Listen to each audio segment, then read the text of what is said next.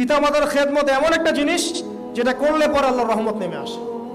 একজন ব্যক্তি কবিরা গুনাহ করেছে, নবীর কাছে গিয়ে বলছে আমার ক্ষমার কি কোনো রাস্তা আছে? নবী সাল্লাল্লাহু আলাইহি ওয়াসাল্লাম বলছেন তোমার মা কি বাসায় আছে, জীবিত আছে? হ্যাঁ জীবিত আছে। বাসায় যাও, তোমার মায়ের খেদমত করো, তোমার সমস্ত গুনাহ মাফ হয়ে যাবে ইনশাআল্লাহ। আপনার ওয়াইস কারণীর নাম শুনেছেন না? শুনেছেন না? তাকে এত বড় মর্যাদা দেওয়া হবে কিয়ামতের মাঠে। এর পিছনে কারণ কি জানেন? সেই ব্যক্তি মাশাআল্লাহ তার মায়ের খেদমত করত। 3 বার বলেছেন নবী সাল্লাল্লাহু আলাইহি ওয়াসাল্লাম আমাদের সবচেয়ে সেরা এবং ভালো ব্যবহার পাওয়ার অধিকার হচ্ছে মায়ের, তারপরে মায়ের, তারপরে মায়ের, তারপর বাবা। পিতামাতার খেদমত করলে আল্লাহর রহমত নেমে আসে। আর একজন ব্যক্তি বলছিল আমার বাসায় তো মাও নাই ইয়া রাসূলুল্লাহ, আমি কি করব?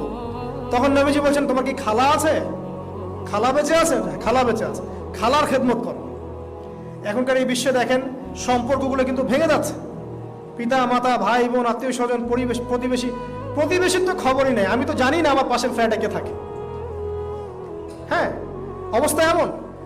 তো সমাজের উপকার করলে, জনকল্যাণমূলক কাজ করলে, পিতামাতার খেদমত করলে, আত্মীয়তার বন্ধন অটুট রাখলে এবং অন্যের সমস্যার সমাধান করার জন্য মানব সেবামূলক কাজ করলে আল্লাহর রহমত নেমে আসে। এছাড়া আরো অনেক কাজ আছে যেগুলো নিয়মিত করতে থাকলে আল্লাহ রাব্বুল আলামিনের রহমত নেমে আসে। মোটা দাগে জ্ঞান অর্জন, মোটা দাগে নবী সাল্লাল্লাহু আলাইহি ওয়াসাল্লামের সুন্নাহ অনুসরণ, আল্লাহর ওহীর জ্ঞানের প্রচার প্রসার ঘটানো, দিনকে নিয়ে ভাবা, দিনের ফিকির করা, কোরআন তেলাওয়াত বাড়ানো, জিকির বাড়ানো, বেশি বেশি ইস্তেগফার করা, তওবা করা, বেশি বেশি ইস্তেগফার করা, আল্লাহর কাছে দোয়া করা, নামাজ তাহাজ্জুদ বাড়িয়ে দেয়া, আত্মীয়তার সম্পর্কগুলো বজায় রাখা, ঠিক আছে, আল্লাহ পাকের জমিনে দিনের প্রচার প্রসারের চেষ্টা করা এবং সর্বোপরি ঈমান, ইসলাম এবং তাকওয়া বজায় রেখে যারা চলবে ইনশাআল্লাহ আল্লাহ পাক এই দুনিয়াতেও তাদের প্রতি রহম করবেন ইনশাআল্লাহ, পরকালেও তাদের প্রতি রহম করবে ইনশাআল্লাহ আযজা ওয়া জাল।